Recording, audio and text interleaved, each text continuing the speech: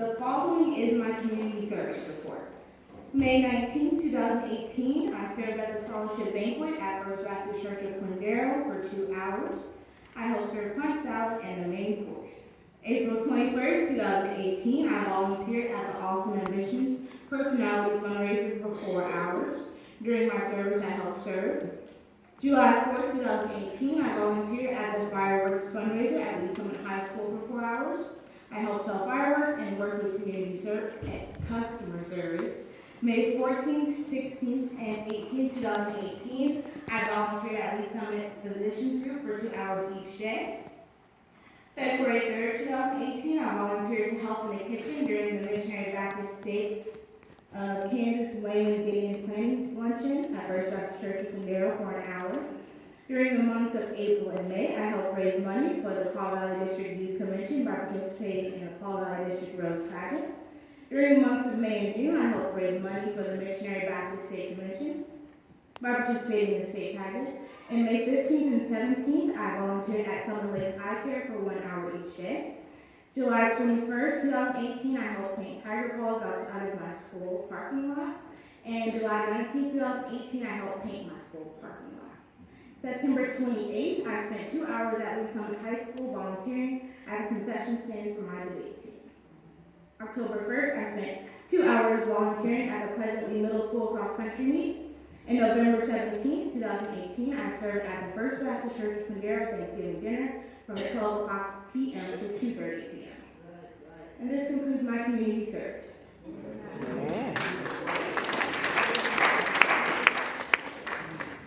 The 2018 UCM mission theme: stand still, be captivated. Stand firm, be confident. Stand together, be committed. I will be reading Ephesians chapter 6, verses 10 through 13 out of the King James Version. Finally, my brethren, be strong in the Lord and in the power of his might. Put on the whole armor of God, that ye may be able to stand against the wiles of the devil. For we wrestle not against flesh and blood, but against principalities, against powers, against the rulers of the darkness of this world, against spiritual wickedness in high places. Wherefore take unto you the whole armor of God, that ye may be able to withstand in the evil day, and having done all to stand. Stand therefore, having your loins girt about with truth, and having on the breastplate of righteousness, and your feet shod with the preparation of the gospel of peace. Above all, taking the shield of faith, wherewith ye shall be able to quench all the fiery darts of the wicked, and take the helmet of salvation, and the sword of the Spirit, which is the word of God.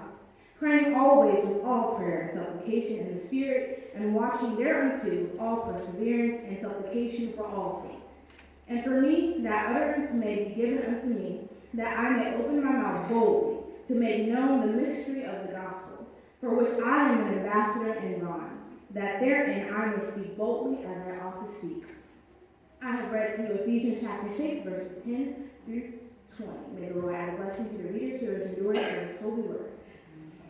September 22nd, 2018, I turned 18 years old. Happy birthday. My first statement as an 18 years old was, I am grown.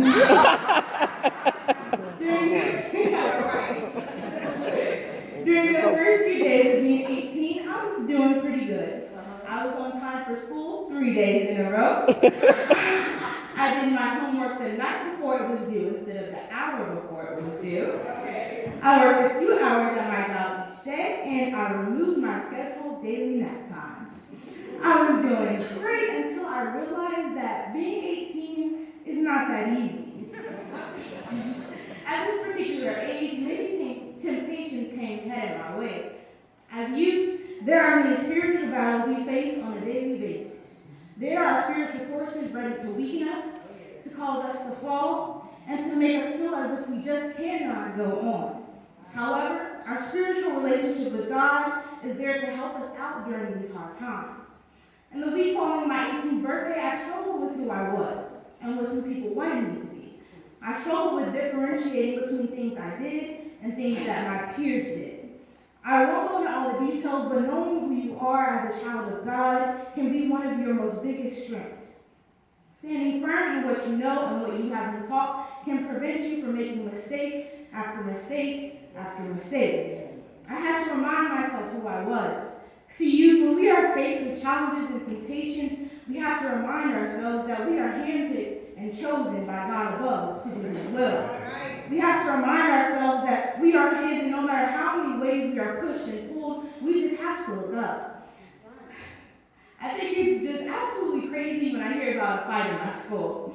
I've attended my school for a few years now and have never actually witnessed a fight, thank God. As soon as I hear that a fight is taking place and the reason it has started, I am completely amazed. I just cannot understand why people waste their time and their energy on silly things that do not even deserve their attention. See, this right here is our problem when we are fighting spiritual battles in our lives. Worldly battles and spiritual battles are two different things. Worldly battles are right in front of you. That may be a coworker you just cannot stand. It may be your boss that gets on your last nerves. And it may be even your child that you have to deal with every single day. Thanks, Mom. But spiritual battles are something we may never see coming. The scripture tells us that real battles are not against flesh and blood. The thing is, we have an invisible enemy that we seem to forget about. He is the one that is behind some of the biggest obstacles in our lives. In this chapter, Paul reminds us to remember who the real enemy is.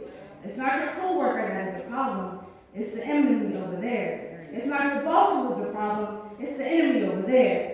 This enemy lives to kill, steal, and destroy. If you have to guess, this enemy is the devil. This enemy takes advantage of our weaknesses like no other. But the blessing is that Paul doesn't just present us with a problem, but he gives us a solution. When I was younger, I had one type of medicine that I would hate taking. Oh my God. As soon as I would see my mom bring it out of the medicine cabinet, I would run the other way. I'm sure my mom gave it to me for a reason, but I refused to take this nasty medicine. My brother would even cheer me on saying, it won't be bad if you take it really fast, or take it fast to get it over with. I believe this is one of the first times I was crazy enough to tell my mom no. Even though my mom knew. Even though my mom knew what was best for me, I refused to listen to her and ended up suffering for days because of it. This is something we cannot afford to do when we are dealing with our spiritual battles. In verse 13, Paul states, therefore put on the full armor of God, so that when the day of evil comes, you may be able to stand your ground, and after you have done everything to stand. God wants you to be strong in Him, because the spiritual battle can only be won first of all by putting on His armor. Being protected by God will ensure that if you fall, you will always be able to get back up. The first part of the armor tells us to put on the belt of truth.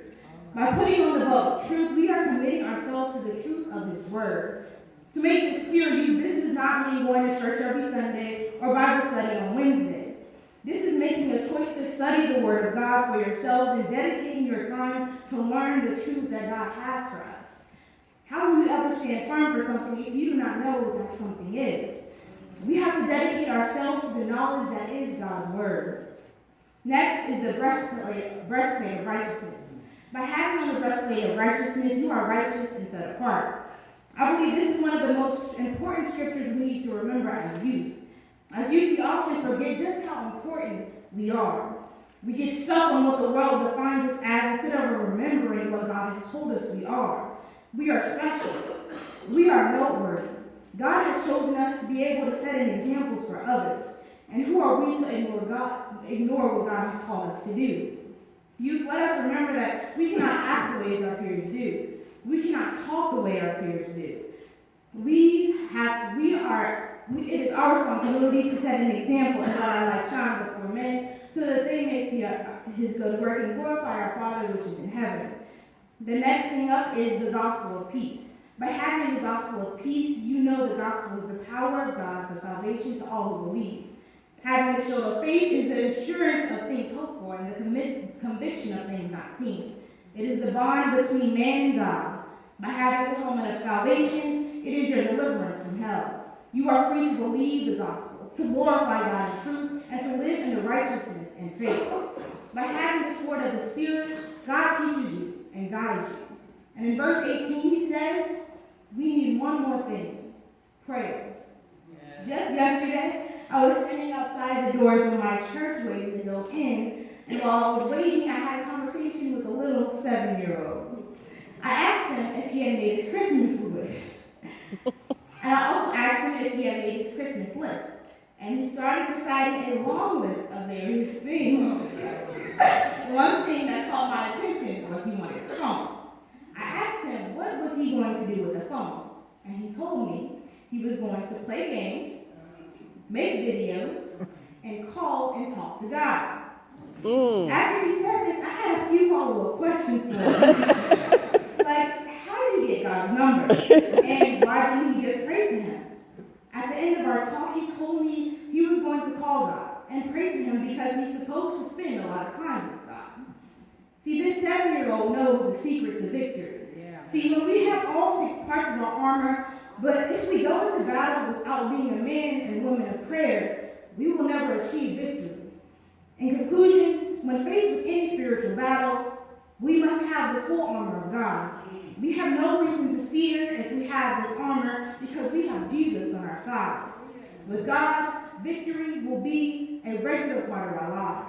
Whether we want to admit it or not, we do not all have the answers, but we do know a man named Jesus who has them all. Thank you.